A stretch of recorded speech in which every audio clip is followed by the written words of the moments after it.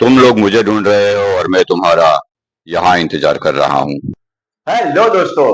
तो दोस्तों, अब तक हमने देखा ये डायलॉग कि तुम लोग मुझे ढूंढ रहे हो और मैं तुम्हारा यहाँ इंतजार कर रहा हूँ। तो दोस्तों, इसका हमने सबसे पहले इंग्लिश में ट्रांसलेशन सीखा कि ट्रांसलेशन क्या होता है। ठीक है। अभी उसके बाद में हमने ये सीखा कि उसका वर्ड बाय वर्ड ग्रामर क्या होता है। वो वर्ड्स को मैंने कैसे अरेंज किया, ये वर्ड्स को मैंने सब्जेक्ट ऑब्जेक्ट और वर्ब में कैसे अरेंज किया। तो दोस्तों, अब बारी है इसके टेंस की। तो दोस्तों, टेंस को सोचने के लिए सबसे पहले क्या करना पड़ता है वो मैं आपको बताता हूं आज। कि जब भी आपको कोई सेंटेंस का टेंस सोचना हो ना, तो उसकी सिचुएशन देख लो। ओके, उसकी सिचुएशन देख लो। सिचुएशन के बाद उसके जो लफ्ज है, उसके जो शब्द है, उस पर थोड़ा सा गौर करो क्या कहना चाहता है। अभी ये सिचुएशन क्या है कि स्पीकर अमिताभ सर एक चेयर में बैठे हुए हैं और सामने गुंडे खड़े हुए हैं। अमिताभ सर क्या बोलते हैं कि तुम लोग मुझे ढूंढ रहे हो, मतलब कि वो गुंडों की ढूंढने की क्रिया चालू है। ओके, और मैं तुम्हारा यहां इंतजार कर रहा हूं। तो अमिताभ सर की, स्पीकर की खुद की वो इंतजार करने की क्रिया भी चालू है। ओके, तो दोस्तों ये जो है वो एक प्रेजेंट टेंस तो हुआ कि जो क्रिया अभी चालू है वो प्रेजेंट टेंस तो हुआ, लेकिन उन दोनों के बीच एक कंटिन्यूटी है। ओके, वो पास्ट में ढूंढ नहीं रहा था कि ऐसा कोई उनकी हैबिट नहीं थी ढूंढने की।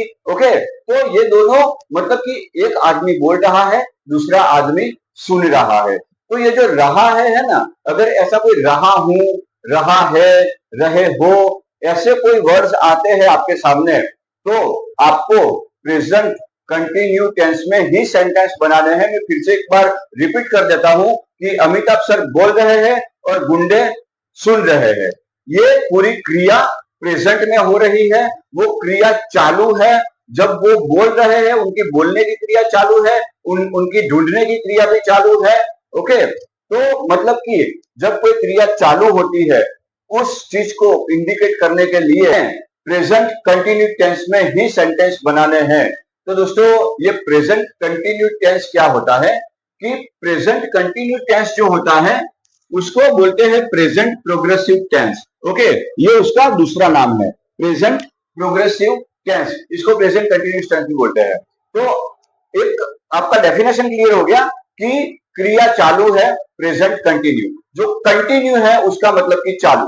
ओके, कंटिन्यू है मतलब कि वो कंटिन्यू है, अभी चल रहा है। तो रहा है, एक तो कंटिन्यू और रहा है, रहा है, रही है, रहा है, ऐसे शब्द आए बोलते हैं प्रेजेंट कंटिन्यू टेंस। ओके, तो ये जो सेंटेंस है वो प्रेजेंट कंटिन्यूस का है। हमारा जो प्रेजेंट कंटिन्यू टेंस सीखने का सफर है अब जारी करते हैं। तो दोस्तों, आइए हम सीखते हैं प्रेजेंट कंटिन्यूस टेंस।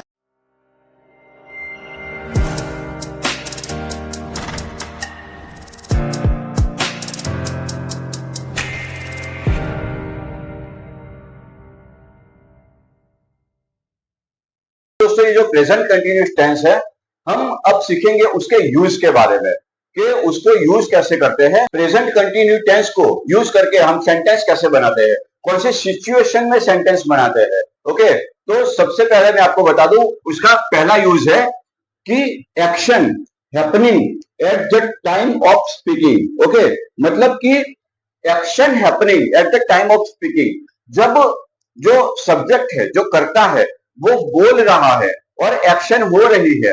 ओके, तब प्रेजेंट कंटिन्यू टेंस में हम सेंटेंस बनाएंगे। जैसे कि अभी मैंने आपको समझाया कि अमिताभ बच्चन जी जो है वो बोल रहे हैं कि तुम मुझे वहां ढूंढ रहे हो, मैं तुम्हारा यहां इंतजार कर रहा हूं। ये दोनों क्रिया चालू थी, उनकी ढूंढने की क्रिया चालू थी, इंतजार करने की क्रिया है वो भी चालू थी। तो मतलब कि जिस जो जब वो बोल रहे हैं उसी समय पे वो क्रिया चल रही है, उसको बोलते हैं प्रेजेंट कंटिन्यू टेंस। दोस्तों, मैं ज्यादा वक्त जाहिर नहीं करूंगा, एक ही एग्जांपल दूंगा आपको। एक का एग्जांपल मैंने दे दिया है अमिताभ बच्चन का, दूसरा एक एग्जांपल कि she is reading a book right now. Okay, मेरे पापा ने मुझे बोला कि जा देख तो बहन क्या कर रही है।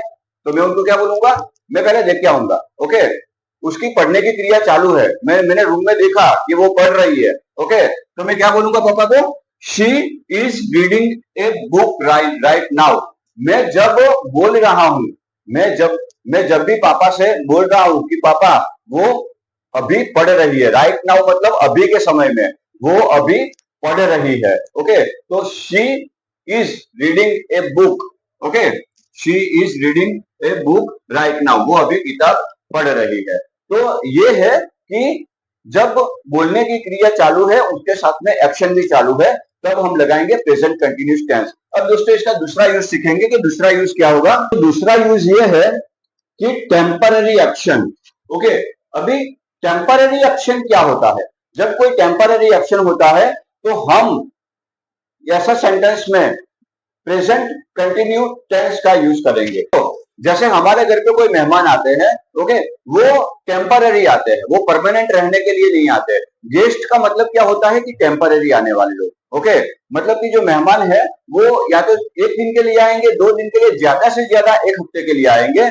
मतलब भी उनके आने की जो क्रिया है वो टेम्पररी होगी। ओके, तो मैं जैसे किसी से पूछूंगा कि यार वो मेहमान आए हैं तो उनका अरेंजमेंट क्या है, ओके, तो उसका आंसर जो देंगे वो हम देंगे प्रेजेंट कंटिन्यूअस टेंस में।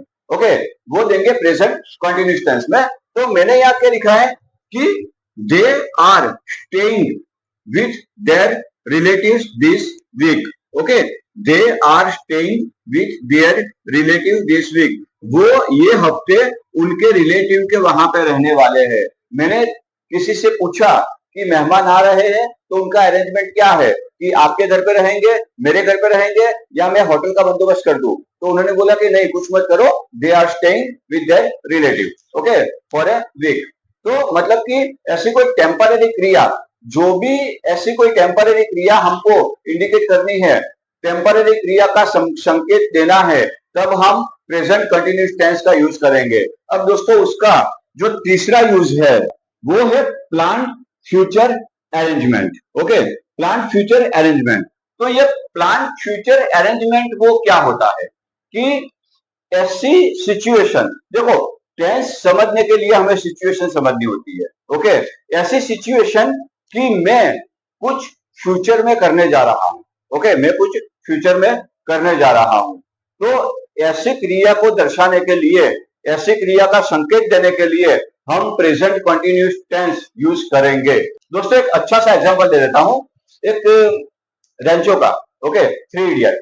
तो जो रेंचो है वो बिछड़ जाता है, फिर बहुत सालों बाद उनके दोस्त ढूंढते हैं, पर ऐसा कि मतलब जो वो मिल जाने वाला होता है, मतलब उसका पता लग गया होता है। तो ऐसी सिचुएशन में कि हम लोग उसे मिलने जा रहे हैं, ओके, मतलब कि ये फ्यूचर का प्लानिंग है, we are going to meet him. Okay, we are going to meet him, कि हम लोग उससे मिलने जा रहे हैं। तो दोस्तों ऐसी कोई सिचुएशन खड़ी होती है तो हमें प्रेजेंट कंटिन्यूअस टेंस का यूज करना है। ओके, तो दोस्तों ऐसी सिचुएशन कि जैसे हमारे कोई दोस्त या हमारा कॉलेज का ग्रुप है, या तो फिर हमारा स्कूल का ग्रुप है, या हमारे ऑफिस का ग्रुप है, वो आज हम लोग रात को मिलने वाले हैं डिनर के लिए। ओके, अभी मतलब कि दोपहर के 3 बजे है, पर रात को हम लोग मिलने वाले हैं, तो ये क्रिया हो गई फ्यूचर की। मतलब कि फ्यूचर के प्लानिंग को संकेत देने के लिए, इंडिकेट करने के लिए हम लोग प्रेजेंट कंटिन्यूअस टेंस का यूज करते हैं।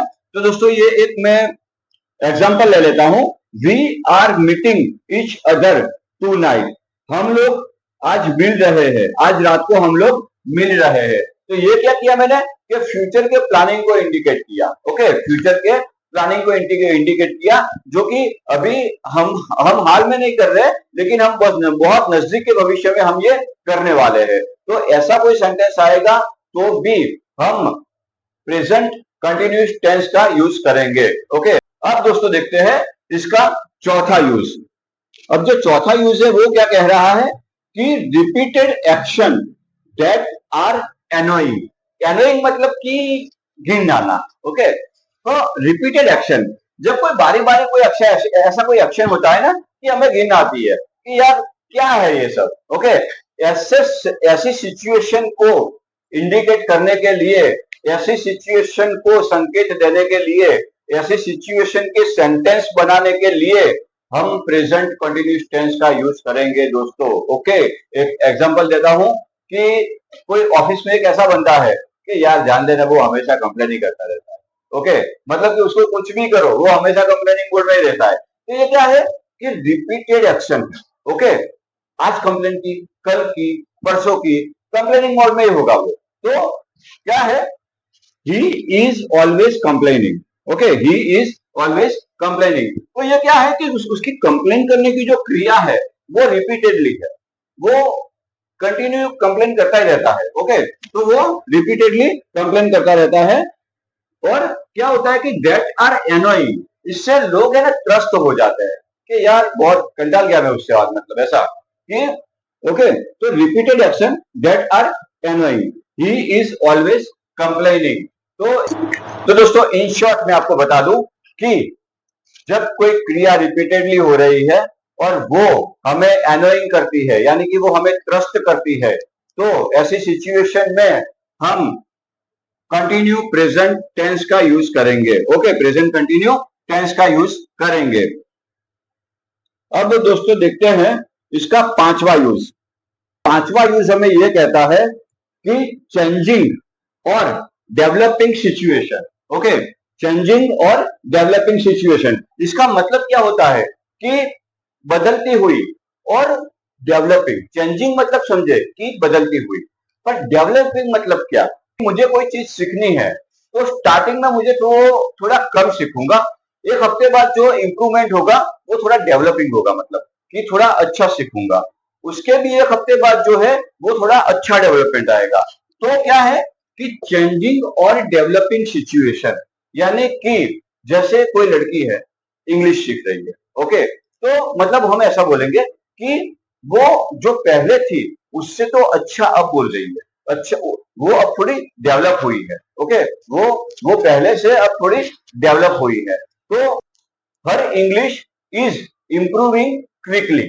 ओके, मतलब कि उसका इंग्लिश जो है वो पहले से अच्छा है। ओके, तो मतलब कि उसके इंग्लिश में, इंग्लिश सीखने की क्रिया में अब पहले से थोड़ा इंप्रूवमेंट आया है। ऐसे ही दूसरा एक सेंटेंस में लेता हूं कि the climate is changing rapidly. ये क्या है कि चेंजिंग है और डेवलपिंग, मतलब कि जो इंग्लिश सीखने की क्रिया थी वो डेवलपिंग थी, और ये जो क्लाइमेट है वो चेंजिंग हो रहा है रैपिडली। ओके, तो the climate is changing rapidly. Okay दोस्तों, ये जितने भी सेंटेंस हमने देखे तो उसमें हमने एक गौर किया कि उसका स्ट्रक्चर, ओके, उसका फॉर्मेट, ये सेंटेंस कैसे बने हैं। पहले तो हम वो देख लेते हैं कि वो सेंटेंस कैसे बने थे।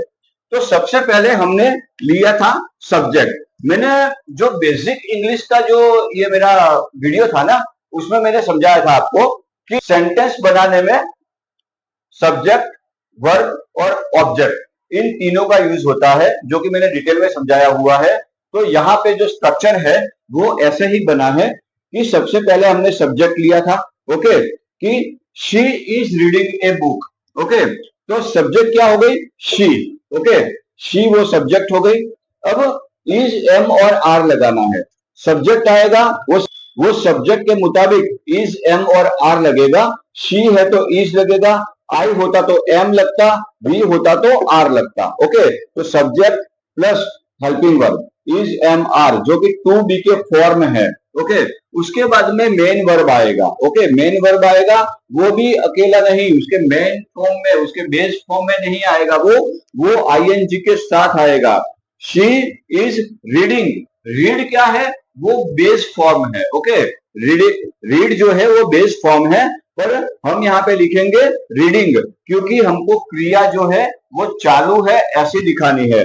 तो आईएनजी फॉर्मेट में जब भी कोई शब्द होगा उसका मतलब ऐसा होता है कि वो रही है, वो रहा है, वो रहे हैं। ओके, उसके बाद में आएगा ऑब्जेक्ट, उसके बाद में आएगा ऑब्जेक्ट या तो फिर अदर वर्ड। ओके, तो she is reading a book. Okay, she is reading a book. तो ये उसका एक बेसिक स्ट्रक्चर हो गया। अभी दोस्तों मैं आपको बता दूं कि ये हमारा था एफर्मेटिव स्ट्रक्चर। मतलब क्या होता है एफर्मेटिव, एफर्मेटिव मतलब कि ऐसा सेंटेंस जो पॉजिटिव सेंटेंस है, जो ना नेगेशन दिखाता है ना उसमें कोई क्वेश्चन किया गया है।